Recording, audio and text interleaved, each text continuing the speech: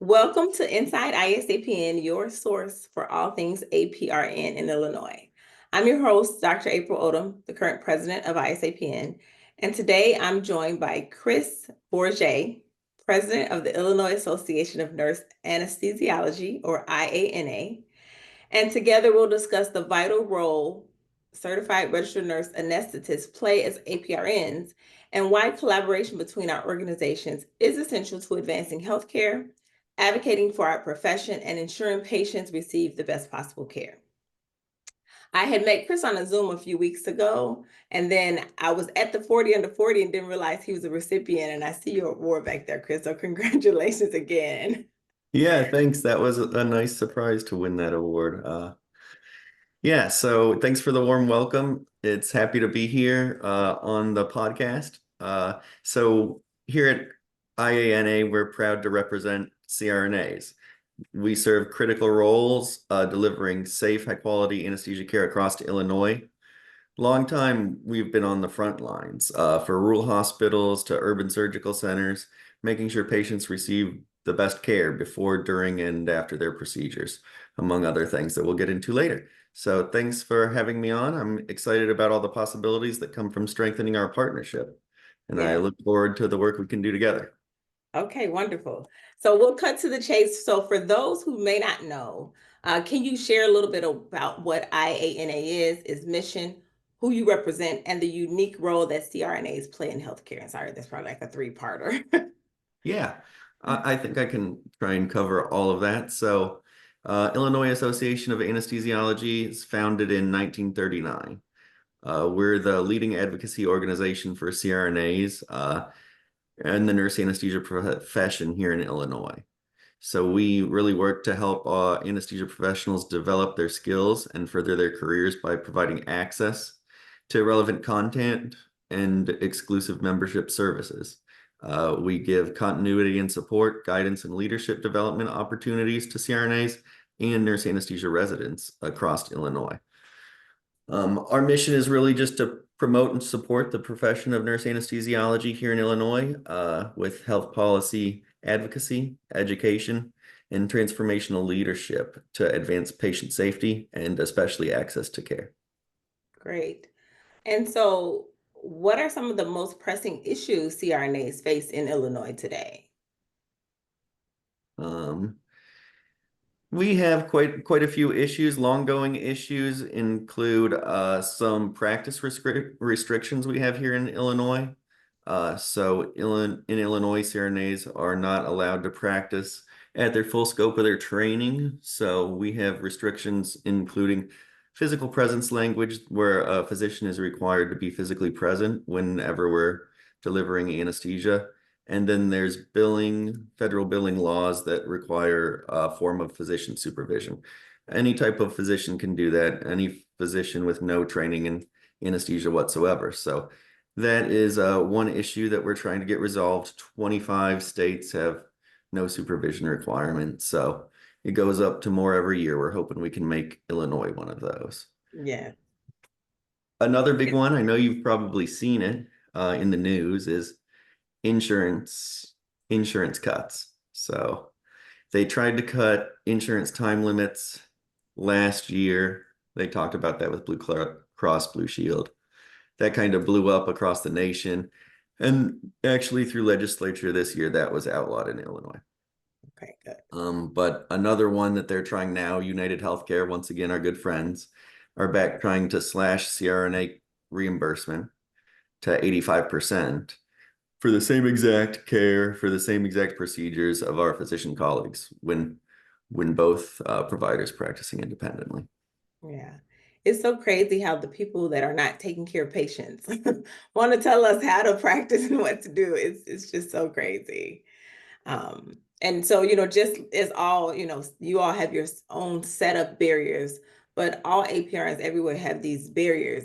And when we see these other, states that are doing it unrestricted, it's kind of like we're, APRNs across the nation aren't just out here harming patients. We're doing great work.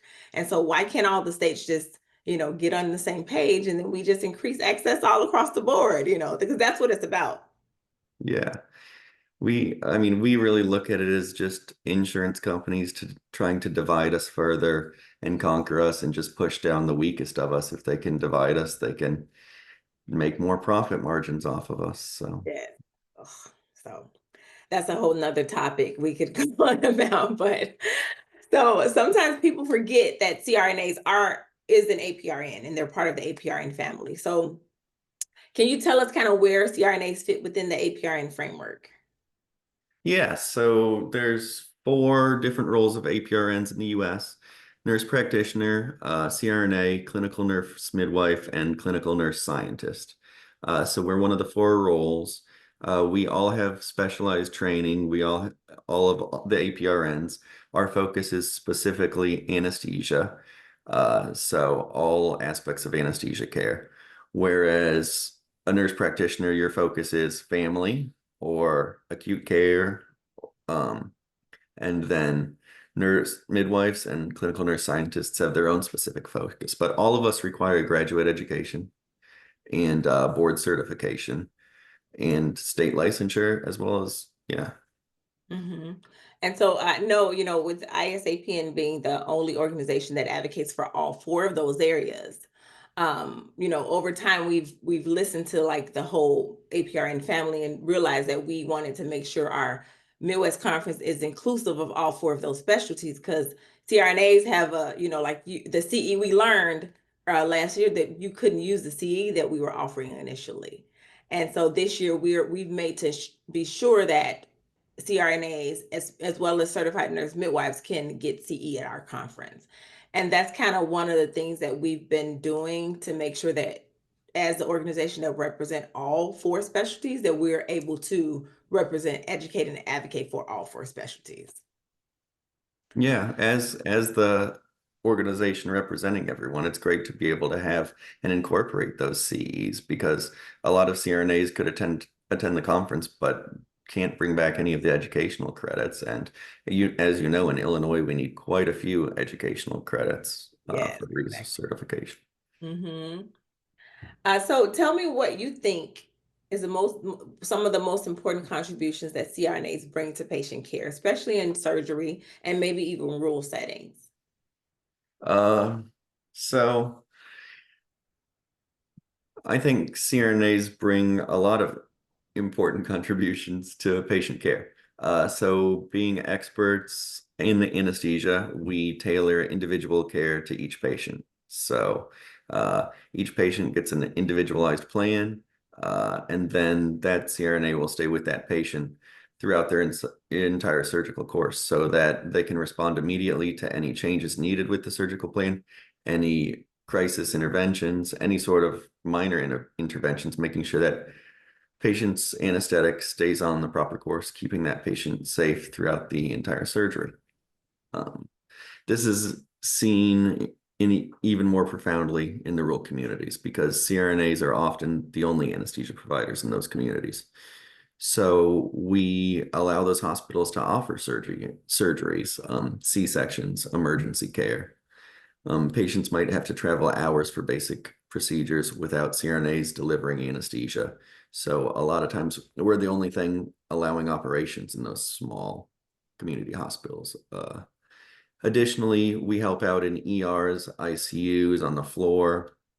CRNAs are trained airway experts. So any patient going into respiratory failure, respiratory distress that needs a breathing tube, CRNAs are often the ones called to place that breathing tube, as we do multiple times a day. Additionally, invasive lines, CRNAs are highly trained to place invasive lines. So at community hospitals where they might not do them as often, or might have a tele ICU, you need someone there to place those lines so patients can get stronger medications to be transferred to higher acuity facilities. Special set of skills. Yeah, for sure. Um, and so that's, and again, like you said, when in those areas where there may not be any anesthesia services or, any other way that these patients would get this, CRNAs, APRNs, we're the ones who's filling those gaps, who are in Right. those places that nobody else wants to go or that nobody else is going, so that our patients can, receive quality, competent care. And so it's amazing the things that we can do as APRNs. And hopefully one day everybody will see that and we get fairly reimbursed and be able to work to the highest extent of our education and training, so. Get those outdated barriers removed and let everyone serve the patients that need us. Yes. Um, And so we talked about what CRNAs do, and we talked about ISAPN representing all APRNs. And even though we have an organization, IANA is another organization, and we represent, different specialty roles, but our challenges are the same. We have these barriers within all of us, different, our specialties still have barriers and things. So why would you say it's important for us, the two organizations, to work together? Well, I think collaboration can amplify our impact. So in working together, INA and ISAPN can speak with a more collective voice. This will strengthen our efforts at the local and national levels, influencing policy, fighting for full practice authority, expanding prescriptive rights, uh, any of that.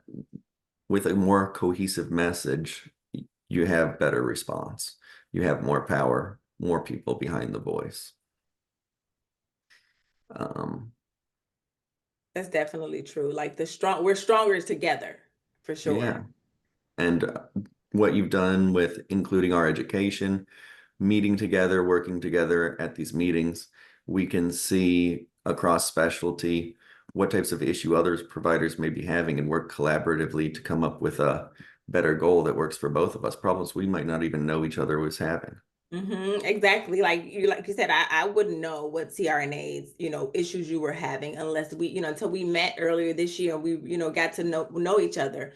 And so it's important, as you said, for us to collaborate and, support each other in our own, even though we have different specialties, me supporting your specialty and you support, it's a reciprocal relationship. So, Certainly. I um, mean, the midwife legislation that just went through, that's going to help expand maternity care in rural communities. mhm. Getting the anesthesia full practice authority through allows us to take care of those mothers in And those, coalition with those midwives. So it's yeah. just expanding care even more. And so sometimes other APRNs or say particularly CNPs I met, we were talking about that legislation for the certified nurse midwives. Sometimes people think, well, how does that benefit me? And I tell people all the time, well, if you're a CNP, it may not directly benefit you today, but if we can show that certified nurse midwives can do this work and be collaborators for other certified nurse midwives, which is peer-to-peer collaboration, which is what we want, and Right. they're increasing access to care and keeping patients safe, then later we can go back and say, hey, if midwives can do it, they're APRNs, so can CRNAs, so can CNPs. Like we all can do that for each other. And so just because it doesn't affect my practice today, I still support it because we want to advance all APRN roles. And so that's the key, is just that collaboration and that support for sure. Yes, unity definitely amplifies our voice. Even though we have different roles, all together we should all support APRNs. Mhm. Is there anything that IANA has done for advancing CRNA practice that you want to highlight? We've been fighting, trying to get legislation through for full practice authority since 2017. That was a great win for all APRNs, save for CRNAs, but we've just been really, really trying to focus on that. So, And I know, I wasn't there in 2017, but um, and that's what some people are like, what CRNAs are APRNs, why don't they have full practice authority license like we do? And I told people, well, at the time, from what I've been told, at the time, it was all or nothing kind of. So, CRNAs, there was another a barrier that would have been presented. And so, it was decided that, CRNAs would not participate in that particular conversation. And so, not that we left CRNAs behind. And that's why, again, it's really important to highlight that we yeah, are still supporting each other. But if we would have said, well, no, we don't want anything unless all four specialties, we wouldn't be where we are today. CRNAs had to take a step back and let all Yeah. other APRNs get full practice authority.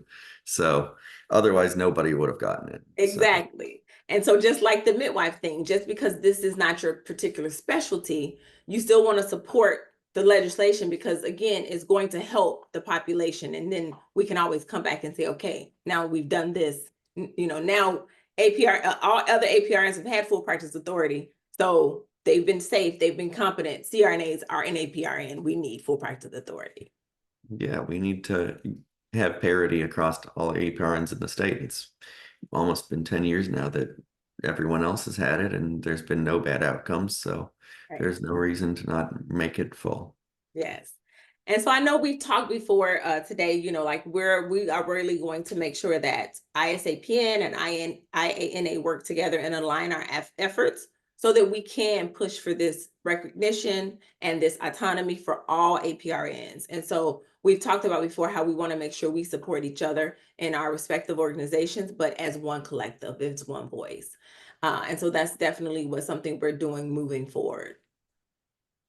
Um, and so why would you tell APRNs in different specialties why they need to be involved in our professional organizations?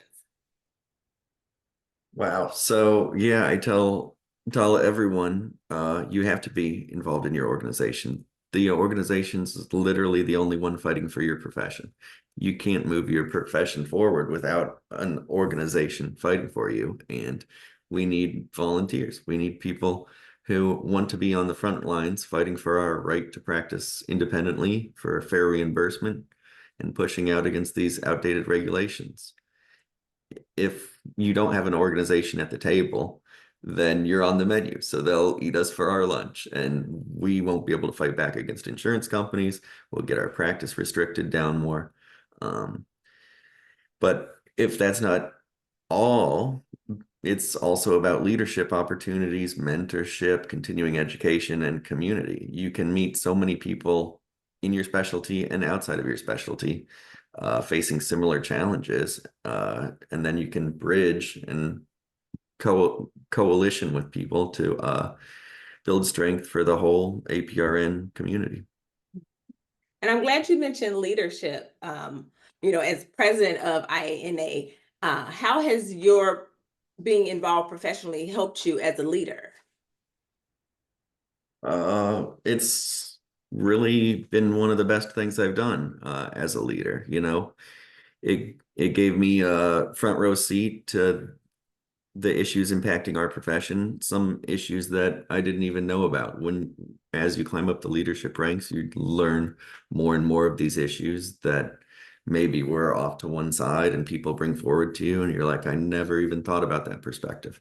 So the way government works with policy getting made, how to advocate effectively, how lobbying works, how bills get through. There's so much that you don't see on the outside until you get actually involved with this. And then, my past presidents being great mentors, challenging me in the leadership opportunities and really pushing me. They really pushed me to do stuff before I felt ready for it. But that's really what you have to do. You have to bring people up, get people involved, give them a push to do something because they can be great. They might not just know it yet. Mm-hmm.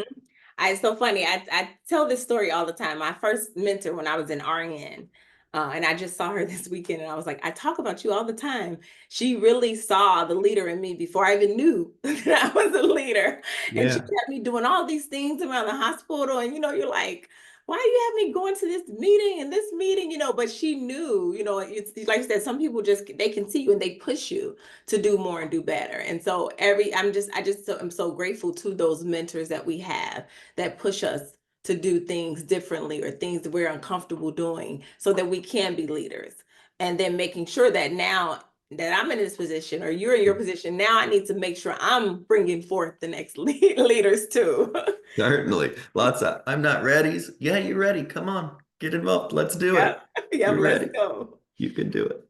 Yeah, so that's one of the things that I've loved about being president It's just I've been tapping on other people like, hey, you need to join the committee. Hey, you get involved, run for the board, and like just people who, we sometimes think that I don't qualify, or I don't know Yeah. enough. It's not going to be great because I don't really know, but it's okay. You'll learn, especially when you have great people before you to help you along. You will learn. So it's important to have a mentor, and it's important to be a mentor. There's always a little bit of that imposter syndrome, but when you have a mentor paving the way and you can build on what they've done, and yeah, anyone can do it. Anyone. So looking ahead, tell us about what kind of things are on the horizon for IANA. More advocacy work, working on full practice authority. We've got a couple bill ideas working our way down. Going to start working on some more language. Might try and run a couple different bills this year. We'll see how it goes. Increasing grassroots involvement, always looking for more involvement and building the coalition. We want to have, more of our people at ISAPN Lobby Day, ANA Lobby Day. We'd love to have fellow nurses at our lobby day. We'd like to get more involved in our advocacy alerts, just sharing those around, getting people to send emails, texts, make phone calls, all that kind of stuff is a big help down in Springfield. So yeah, relationship building is very yes. important for sure. And so yeah. So what and I know we've talked about this, that we are really going into this year with thoughts on how we're going to do that for each other, how we're going to support each other. So when you have your lobby day or we have ours, how do we reciprocate that? Because we want to make sure we get as many nurses, APRNs as we can to come, because if we show up in numbers, they can't ignore us. So No, when you flood the Capitol like that, you can't move without bumping into somebody from our organization. Then yes. And so for those of you listening, if you haven't ever been to Nurses at the Capitol, it's definitely something you should do once. If you need a mentor, Chris or I will be happy to guide you along because it's not as scary as you think. We have to educate our legislators and even patients and the communities on what we do as APRNs and making sure that we are, again, this one collective voice. So get involved, join us. We would love to have you. certainly it's a good time. Everybody likes it the first time. It's easier than you think. Once you get in there and do it, it's easier than you think. Yes.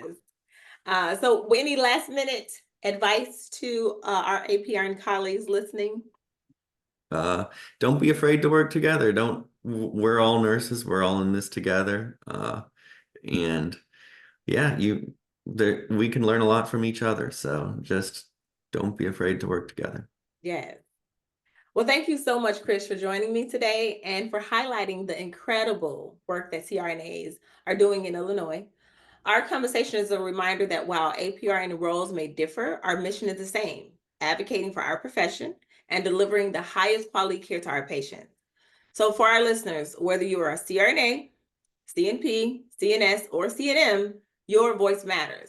And by joining organizations like ISAPN and IANA, you amplify that voice because together we're stronger. You've heard us say that. So visit ISAPN.org to learn more about ISAPN and check out IANA's work at www.ilcrna.com. Yep. Thank you so much for listening to Inside ISAPN. Until next time, stay informed, stay engaged, and keep leading forward. Thanks for having me on, April. Very nice to see you again. Thank you. You too, Chris.